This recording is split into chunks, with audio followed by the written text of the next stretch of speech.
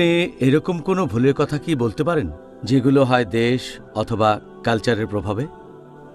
এতক্ষণ যে ভুলগুলোর কথা বলেছি এগুলো পৃথিবীর প্রায় মুসলিমরা করে থাকেন। কিছু ভুল আছে যেগুলো হয়তো বিশেষ কোনো দেশের মুসলিমরা করেন বা বিশেষ কোনো কালচারের, যেমন ধরেন ভারতীয় উপমহাদেশে, তার মানে ভারত, পাকিস্তান, বাংলাদেশে রমজান মাসে মুসলিমদের অনেকেই রাতের বেলায় নাইট ক্রিকেট খেলে।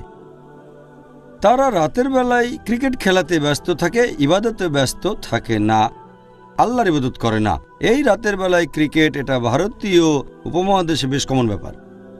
আপনারা যদি আরব দেশগুলোতে যান, বিশেষ করে মধ্যপ্রাচ্যে, সেখানে অনেক অফিসেই, অনেক কর্মক্ষেত্রেই, যেমন দোকান, মার্কেট, তারা টাইমিংটা বদলে ফেলে।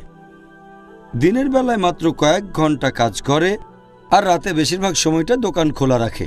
তাতে কি হয়, লোকজনও রাতের বেলায় বেশি করে কেনাকাটা করে, দিনের বেলায় করে না। এভাবে ব্যবসা বেশি হয়। এতে করে কি হচ্ছে, এ সময় মানুষ কেনাকাটা নিয়েই ব্যস্ত থাকছে, আল্লাহ তাআলাকে স্মরণ করছে না। বিভিন্ন দোকানে কেনাকাটা আর খাওয়া দাওয়ায় ব্যস্ত থাকছে তারা। আর এছাড়াও যেসব লোকজন এইসব দোকানে চাকরি করে তারাও রাতে কাজ করতে বাধ্য হচ্ছে, কারণ তাদের ডিউটি। তাহলে এই লোকগুলো তাদের কর্মচারীদেরও বাধা দিচ্ছে, আল্লাহ তাআলার ইবাদত করতে দিচ্ছে না। কর্মচারীরা বাধ্য হচ্ছে কাজ করতে, তারা বাধ্য হচ্ছে এমন কিছু কাজ করতে যেগুলো সুন্নত অনুযায়ী নয়। ডক্টর জাকির, আপনি কি নবী মোহাম্মদ সাল্লাল্লাহু আলাইহি সাল্লামের এমন কোনো গুরুত্বপূর্ণ সুন্নাহর কথা বলতে পারবেন যেগুলো মানুষ রোজা ভেঙে যাওয়ার আশঙ্কায় পালন করে না? হ্যাঁ, এরকম কিছু সুন্নত আছে আমাদের নবীর যেগুলো মুসলিমরা বাদ দেয়, এটা মনে করে যে রোজা ভেঙে যাবে বা মাকরু। আর রোজার সময় আমরা আমাদের নবীর সবচেয়ে গুরুত্বপূর্ণ যে সুন্নতটা বাদ দেই সেটা মেসওয়াক ব্যবহার করা, দাঁত পরিষ্কার করার জন্য। অনেক মুসলিম মনে করে যে এটা ব্যবহার করাটা হলো মাকরু। এর কারণটা হচ্ছে নবী মুহাম্মদ সাল্লাল্লাহু আলাইহি সাল্লামের একটা হাদিস। এই হাদিসটার উল্লেখ আছে সহিহ বুখারীতে, খণ্ড নম্বর 3, বুক অব ফাস্টিং, 1904 নম্বর হাদিসে আছে। আমাদের নবী মুহাম্মদ সাল্লাল্লাহু আলাইহি সাল্লাম বলেছেন, আল্লাহর নামে শপথ করে আমি বলছি, তার হাতে রয়েছে মুহাম্মদ সাল্লাল্লাহু আলাইহি সাল্লামের রূহ, যে রোজদার মানুষের মুখের গন্ধ আল্লাহ তাআলার কাছে কস্তুরীর গন্ধের চেয়েও বেশি মিষ্টি। এই হাদিসের উপর ভিত্তি করে অনেক মুসলিম ভাবেন যদি মেসওয়াক করেন তাহলে রোজদারের মুখের গন্ধটা, বাজে গন্ধটা আর থাকবে না, তখন এতে আল্লাহ সন্তুষ্ট হবেন না। এটা মনে করে মেসওয়াক করেন না। এই মুসলিমরা এটা বুঝতে পারে না যে আমরা যখন মেসওয়াকটা ব্যবহার করি এতে মুখের সেই গন্ধটা, দুর্গন্ধটা দূর হয় না, যেটা মানুষ সাধারণত পছন্দ করে না, রোজদারের মুখের গন্ধটা।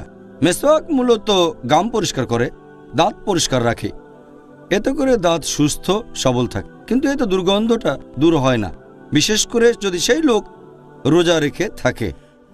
এছাড়াও এটা নবীর একটা সুন্নত। নবী মুহাম্মদ সাল্লাল্লাহু আলাইহি সাল্লাম তিনি বলেছেন, এটা আছে সহিহ বুখারীতে, খণ্ড নম্বর 2, হাদিস নাম্বার 887।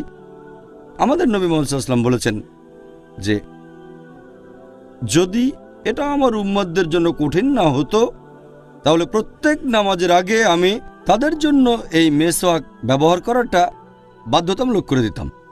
যেমন অজুর সময় মেসওয়াক ব্যবহার করা, নামাজ পড়ার আগে যেমন অজু করতে হয়, ঠিক তেমনি যদি উম্মতদের জন্য কঠিন না হয়ে যেত তাহলে নবী মেসওয়াক করাটাও আবশ্যক করে দিতেন।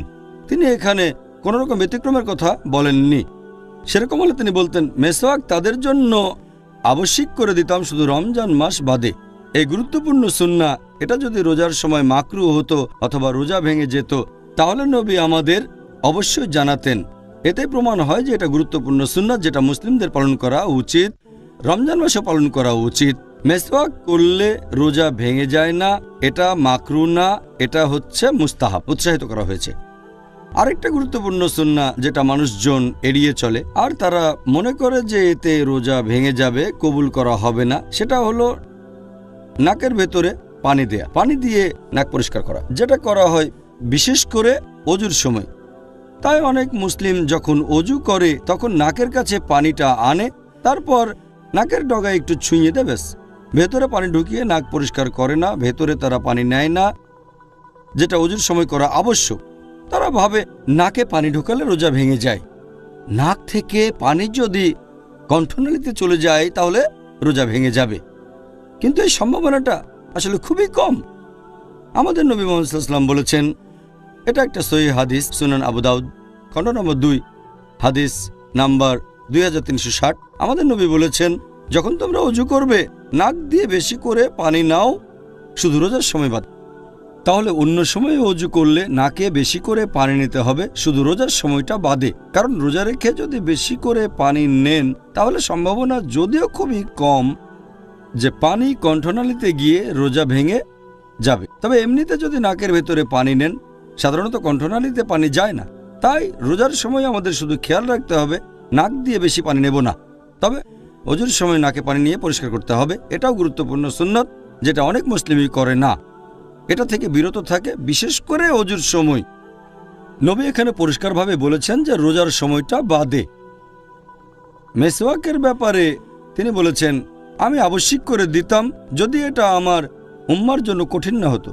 এখানে যেহেতু রোজার কথা বলা হয়নি, তার মানে রোজা রেখেও মেসওয়াক করতে পারেন। আর ওজুর সময় নাক দিয়ে বেশি পানি নেবেন না, তবে এ সময় নাকের ভেতরে পানি দিয়ে নাক পরিষ্কার করবেন।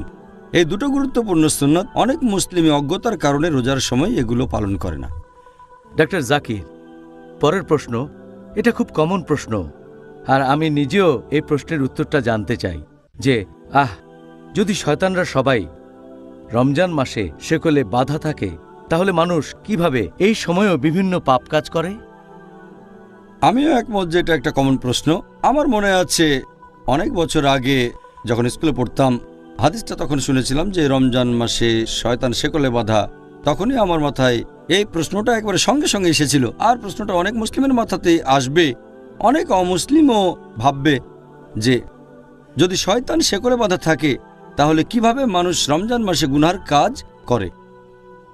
এটা আমাদের নবী সাল্লাল্লাহু আলাইহি ওয়াসাল্লামের একটা হাদিস।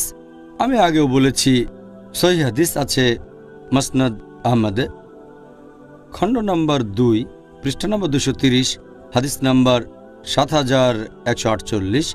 এছাড়াও এই হাদিসটা আছে সুনান আন-নাসাইতে অধ্যায় নম্বর 5 হাদিস নাম্বার 2106।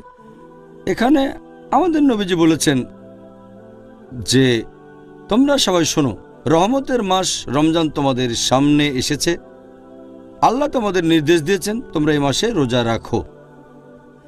আর বেহেশতের দরজা এই মাসে খোলা অবস্থায় থাকবে, দোজখের দরজা বন্ধ থাকবে, শয়তান থাকবে শেকলে বাঁধা। এই মাসের একটা রাত 1000টা মাসের চেয়েও উত্তম। আর যে ব্যক্তি এই মাসের রহমত থেকে বঞ্চিত হয় সে আসলে হতভাগ্য মানুষ। এখন এই হাদিসে পরিষ্কার করে বলা হয়েছে যে রমজান মাসে শয়তান শেকলে বাঁধা থাকবে। প্রশ্নটাও বেশ লজিক্যাল। শয়তান যদি শেকলে বাঁধা, তাহলে মানুষ কেন এমন পাপ কাজ করে থাকে? এখানে একটা কথা বলবো, এটা সবাইকে বুঝতে হবে যে শয়তান যখন শেকলে বাঁধা, তার মানে এই না যে শয়তান শেষ হয়ে গেছে বা মেরে ফেলা হয়েছে। এখনো আছে, তবে শেকলে বাঁধা, মেরে ফেলা হয়নি। তাদের ক্ষমতা এখনো আছে, তবে তীব্রতা অনেক কম। ভালো করে বোঝার জন্য একটা উদাহরণ দিচ্ছি আমি, যে ধরেন একটা সিংহ অথবা বাঘ মুক্ত থাকলে সম্ভাবনা বেশি আপনাকে মেরে ফেলবে, বিপদে পড়তে পারেন। কিন্তু যদি সেই সিংহ অথবা বাঘটাকে শেকলে বাঁধা হয়, আপনি নিরাপদ। ততক্ষণই নিরাপদ থাকবেন যতক্ষণ নিরাপদ দূরত্ব বজায় রাখবেন। বাঘটাকে শেকলে বাঁধার পর আপনি যদি তার খুব কাছে আসেন, তাহলে সম্ভাবনা থাকে যে আপনাকে মেরে ফেলবে। যদি শেকলে বাঁধা বাঘ থেকে নিরাপদ দূরত্ব বজায় রাখেন, নিরাপদে থাকবেন। একইভাবে রমজান মাসে যদি শয়তান থেকে দূরে থাকেন, নিরাপদে থাকবেন আপনি। পবিত্র কোরআন